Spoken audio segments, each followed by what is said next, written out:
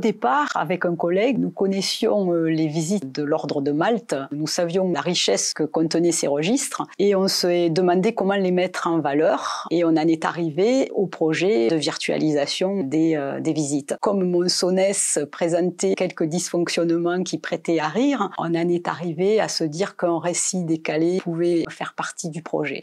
Les trois personnages sont Denis de Polastron de la Hilaire, qui est chevalier de l'ordre de Malte. Il est accompagné de Jean-Pierre Pau, qui est un prêtre de l'ordre et recteur du Burgot, et de leur secrétaire, maître Paul Buisson, qui est notaire royal de Toulouse. Donc ces trois personnages, en 1637, vont inspecter toutes les commanderies qui dépendent du ressort du Grand Prieuré de Toulouse. Ils bougent beaucoup, et surtout, ils vont rencontrer d'autres personnages qui sont extrêmement hauts en couleur. Ce qu'on va rencontrer de très intéressant, c'est les habitants qui font entendre leur voix, ce qu'on rencontre pas forcément dans d'autres documents. C'était des personnages en fait qui se prêteraient à la caricature. Donc moi j'ai pensé forcément à Camelot. Il y a aussi ce côté un peu Astérix Obélix. Quand j'écrivais, je pensais aussi à ce genre de personnage un peu franchouillard. Il y avait vraiment quelque chose qui se prêtait à l'humour.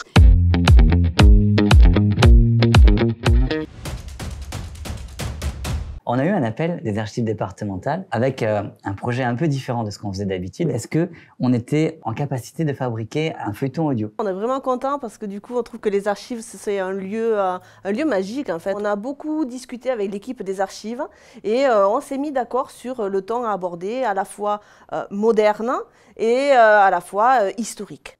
Après, il y a eu le choix des comédiens voix. On a essayé d'avoir des comédiens qui pourraient s'adapter à ce ton un peu décalé. C'est-à-dire qu'il faut qu'ils aient une bonne diction, mais aussi qu'ils puissent avoir un peu d'humour, un peu de second degré. On a reçu déjà un premier bout du texte, assez étonnant. Moi, j'avais aucune connaissance du sujet. J'ai bien compris à quelle époque on était. Et par contre, l'ordre de Malte, j'en avais jamais entendu parler, non. Pour ma part, je ne viens pas de la région. Donc c'était encore plus une découverte. Voilà, Guillaume, Je viens pas de la région non plus. Non, tu viens pas de la région. Peut-être que tu habites ici depuis plus longtemps. Mais ça fait longtemps, voilà, c'est ça. L'histoire du feuilleton, c'est comment ils faisaient pour parcourir leurs différentes propriétés et commanderies pour faire un peu l'état des lieux. Consigner tout dans des registres de façon très précise. Ils rencontrent des personnes comme on peut rencontrer aujourd'hui qui faillissent en tout cas à leur devoir et ça c'était assez drôle. De là, ils vont à la métairie qui se situe auprès du moulin. Bon là, on ne sait pas qui a décidé de l'implantation du bâtiment, mais c'est sûrement pas un prix Nobel. Cet aspect de rigueur qui manque cruellement aussi à cette époque, on s'attend à ce qu'ils s'en sortent quand même mieux que nous. On se rend compte qu'ils ne sont pas toujours tombés sur des personnes très aidantes. Là, ça ressemble carrément au début d'un western spaghetti. Vous savez, quand il y a une rue déserte avec la plante en boule qui roule dans la poussière. Pas un Gauthier pour les accueillir. Pas un Guillaume pour les renseigner. C'est pas abusé, ça? Non mais tout de même, ils sont en mission.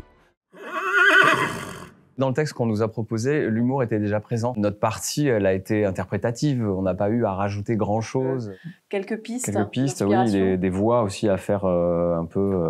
il y avait une grosse influence Camelot et il fallait être dans cet esprit-là.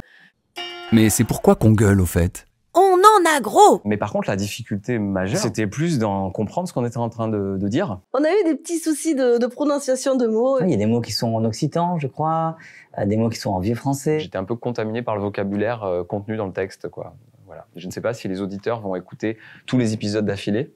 Donc c'est vrai que s'ils fragmentent leur écoute, ils n'auront pas cette impression. Mais s'ils écoutent tout d'un coup, je gagerais qu'ils se mettraient à parler comme à l'époque. Je trouvais que c'était un moyen effectivement de faire découvrir une institution vers laquelle peut-être de façon naturelle on n'aurait pas été parce que on se dit c'est vieux, c'est poussiéreux, on peut avoir ce genre d'image. Je n'étais jamais rentré dans les locaux.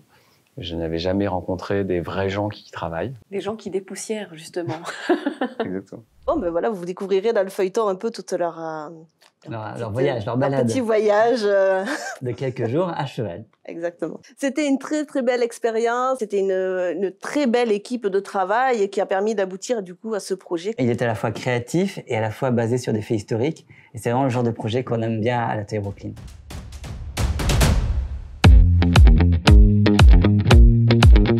Malte en ordre de marche, itinéraire des commanderies, XVIIe et XVIIIe siècle.